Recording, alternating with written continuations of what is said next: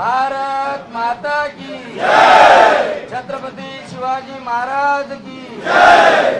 धर्मवीर संभाजी महाराज की जय। भारत रत्न बाबासाहेब आंबेडकर की जय। महात्मा ज्योतिबा फुले की जय। लोकशाही अण्णाभाऊ साठे की जय। भगवान बिरसा मुंडा की जय। पुण्यश्लोक अहिल्या देवी होळकर की जय। जय श्रीराम, जय श्रीराम, जय जय श्रीराम, जय श्रीराम, जय भवानी, जय शिवाजी, हर हर महादेव, हर हर महादेव, हर हर महादेव।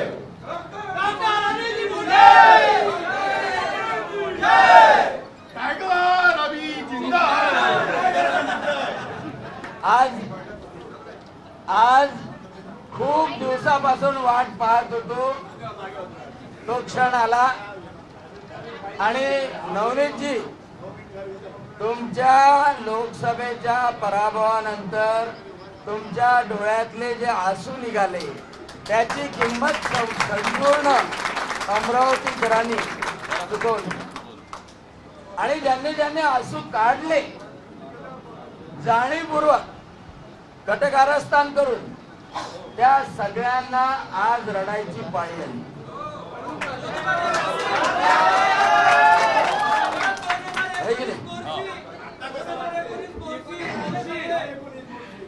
आणि म्हणून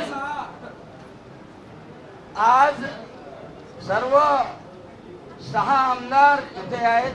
रविभाऊ राणा येऊन गेले, नवनीतजी आहेत आणि आपले केवलरामजी काळे आहेत, प्रताप दादा अडसळ आहे, राजेश भाऊ वानखडे आहे, चंदूभाऊ यावलकर आहे आणि आपले त्याचं नावच विसरतो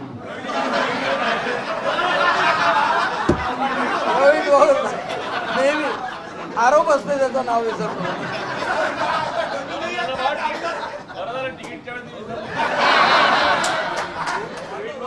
रोहित भाऊ तायडे आहेत, सर्व ज्येष्ठ पदाधिकारी, शिवराय भाऊ आहे, चरणदासजी इंगोले, रवींद्र भाऊ खांडेकर आहे, ज्यांनी सगळ्या सभा सांभाळल्या अशा आमच्याताई किरणताई महर्ले इथे, नंतर रयतचे आशिषजी वानखडे, 4ही महामंत्री विवेक भाऊ गुल्हाने, नितीन भाऊ दुर्गे, मावसकरताई तेही दिसले मला आणि डॉक्टर साहेबही दिसले। सर्व उपस्थित असलेले सर्व कार्यकर्ते बंधू आणि भगिनी, पहा मी आमदारांना एवढं सांगू इच्छितो की एवढा चांगला जोड जमलाय, आमदार साहेब एवढा चांगला जोड जमला आहे, आता तुम्हाला मी आमदार साहेब म्हणतोय पण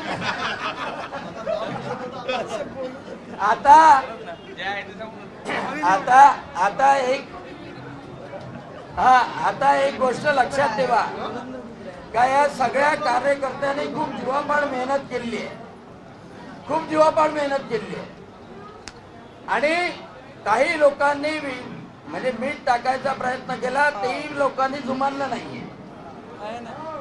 आणि म्हणून माझी एक विनंती आहे की आपण 5, 6, 7 जण जे काही आहोत, 6 जण निश्चितपणे आहे, या सगळ्या कार्यकर्त्यासाठी अमरावती जिल्ह्यासाठी आपल्याला एकजुटीनं काम करावं लागणार। कारण मला आठवतं इथे दिनेश भाऊ सूर्यवंशी आहे, मला आठवतं की एक वेळेला सुवर्ण काळ या भारतीय जनता पक्षाला आलेला होता अमरावतीमध्ये 95 मध्ये, पण त्यानंतर लोक असे असतात की तुमच्यामध्ये गैरसमज निर्माण करून अनेक गोष्टी मनामध्ये टाकतात आणि त्याच्यामुळे तो सुवर्ण काळ जास्त दिवस टिकत नाही। आणि म्हणून माझी विनंती राहणार आहे सगळ्या आमदारांना की एकीनं राहा, एक है तो सेफ है, एक है तो सेफ है, एक है तो सेफ है, आपल्याला मोदीजींना सांगितलंय। दुसरी महत्वाची गोष्ट की आता तुम्ही दुसऱ्यावर आरोपाचं बोट दाखवू शकत होते, आता याच्यानंतर बोट तुमच्यावर दाखवायचा अधिकार लोकांना मिळाला नाही। आता आपल्याला दुसऱ्यावर बोट नाही दाखवता येणार आणि त्याच्यामुळं म्हणजे जनतेशी नाळ बिलकुल तोडू नका. कारण का आम्ही पाहिलं 2019 मध्ये आमच्या इथं आमदार निवडून आला आणि ज्या दिवसापासून आमदार निवडून झाला तेव्हापासून त्यांना फोन बंद करून टाकला आणि साहेब होऊन गेला आणि म्हणून आमदार होणं सोपं आहे, पद मिळणं सोपं आहे, पण जनतेच्या मनामध्ये स्थान निर्माण करणं जास्त महत्वाचं आहे असं मला वाटतं. आणि म्हणून माझी विनंती अशी आहे की तुमचे फोन सुरू ठेवा आणि तुमचे जे पीए राहतील त्यालाही सांगा, नाही तर चहापेक्षा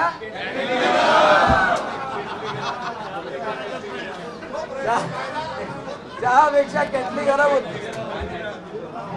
हा, तिसरी महत्वाची गोष्ट सांगतो की भारतीय जनता पक्षाच्या आमदारावर रवी राणाला सांगावं नाही लागत, कारण रवी राणाने ते मेंटेन केलं नाही. म्हणजे लोकांची सेवा असो किंवा या सगळ्या गोष्टी मेंटेन केल्या आहे 2009 पासून मी पाहतोय. आणि आता त्याच्यामध्ये खूप मोठी मॅच्युरिटी आली आहे, त्याच्यामुळे तो प्रश्न नाही आहे.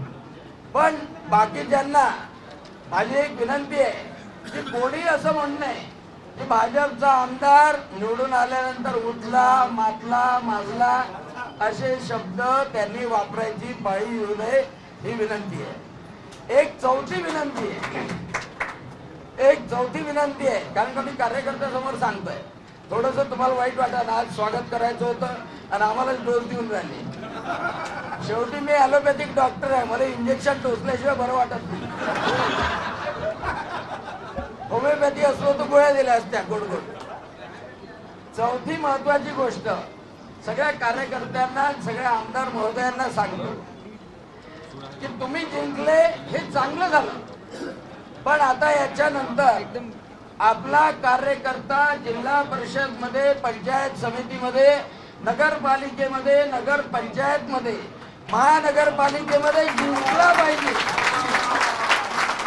काही लोकांचं जे राजकारण असते सेटिंग करण्याचं, काही लोकांचं जे सेटिंग करण्याचं राजकारण असते का 2 राष्ट्रवादीच्या निवडून आणून दे, 2 काँग्रेसच्या निवडून आणून दे, त्याच्यापासून आपल्या आमदारांनी दूर राहावं ही माझी विनंती राहणार.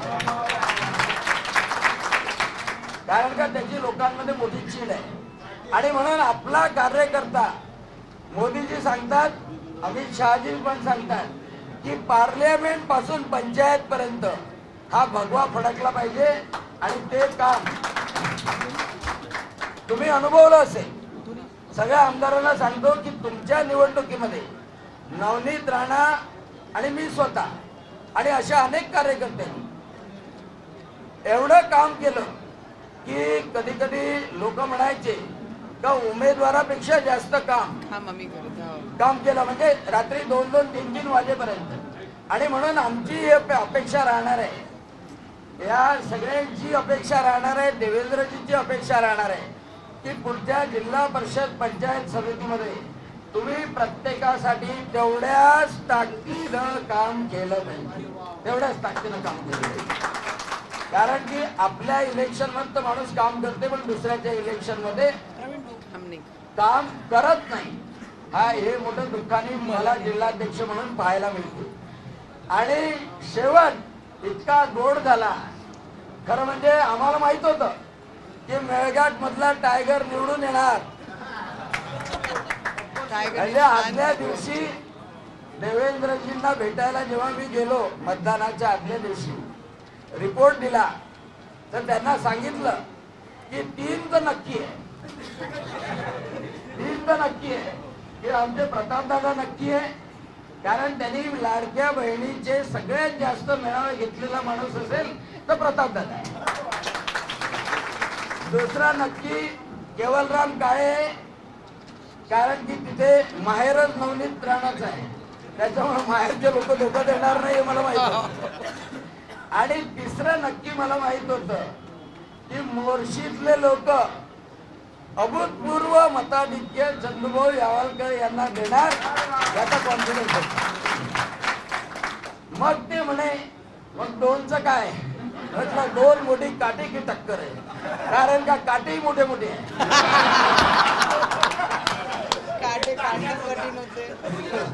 काटे की टक्कर होती, मग काटे मोठे होते आणि ते काटे मोडून काढण्याचं काम राजेश भाऊ अतिशय टाकतील. बरे यायचं गणितच अलग. तिकीट भेटायसाठी उशीर, मतमोजणीसाठी उशीर, निकाल लागायसाठी उशीर. पण प्रवीण भाऊ तायडे बद्दल तर कोणीच असं म्हणत नव्हतं. म्हणजे प्रेसवालेही म्हणत नव्हते. ते म्हणे 3 नंबरवर आहे. म्हटलं अरे जाऊन पहा तिथं योगीजींनी लाडक्या बहिणींनी काय करून बाबा आम्ही म्हणत होतो 3ऱ्या नंबरवर बच्चू आहे म्हणून.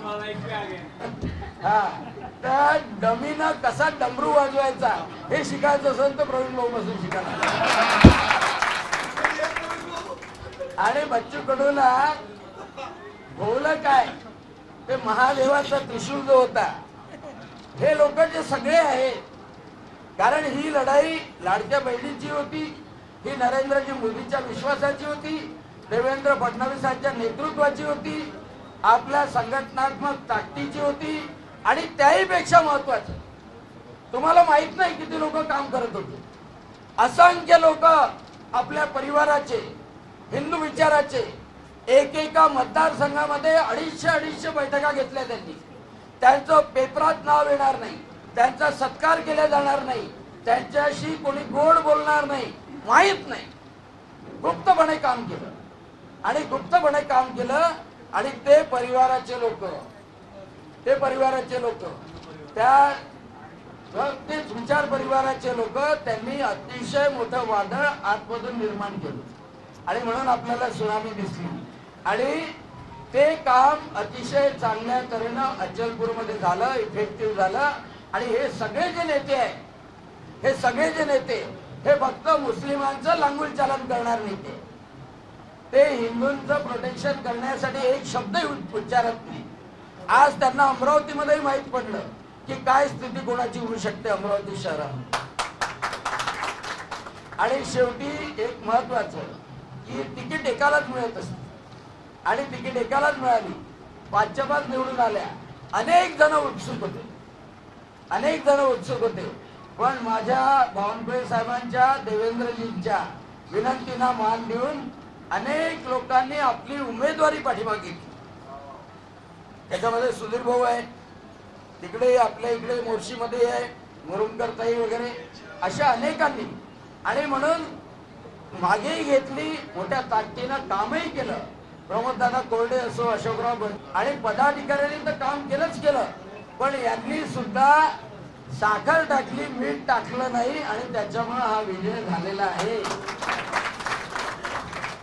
फक्त एकच खंत राहिली की एक उमेदवार अजून निवडून आला असता ताई,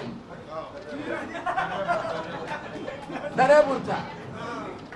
म्हणजे दर्यापूरचा उमेदवार आपल्या महायुतीचा आला असता जर का शिवसेनेने ऐकलं असतं आणि आपल्यापैकी कोणालाही कमळ दिलं असतं. नाही, हेलिकॉप्टरनं पॅराशूटनं उतरायची काही गरज नव्हती.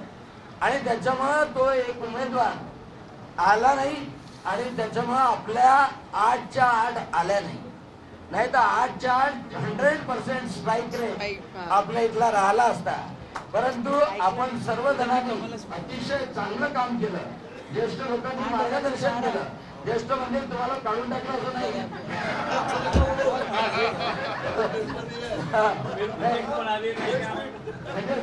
सिनियर लोकांनी अतिशय चांगलं काम केलं, सगळ्यांना मार्गदर्शन केलं. आणि युवकांचा मोठा सहभाग होता, युवकांचा आणि महिलांचा खूप मोठा सहभाग होता. आणि नवनीत ताईंनी तर हे खूपच जोरदार. म्हणजे मला शेंदूरधना घाटमध्ये, वरुडमध्ये, जरोडमध्ये निघाली रॅली खूप जोरदार. आणि या सगळ्या गोष्टी पॉझिटिव्ह झाल्या. आणि या सगळ्या गोष्टीचं श्रेय प्रधानमंत्री नरेंद्रजी मोदी, अमितजी शहा, JP नड्डाजी आणि महाराष्ट्रामध्ये कुशल नेतृत्व असलेले देवेंद्रजी फडणवीस आणि चंद्रशेखरजी बावनकुळे या सर्वांना आपण देतो आहे. आणि सर्व कार्यकर्त्यांच्या परिश्रमाला देतोय. आपण जिंकलो तरी उठणार नाही, मातणार नाही.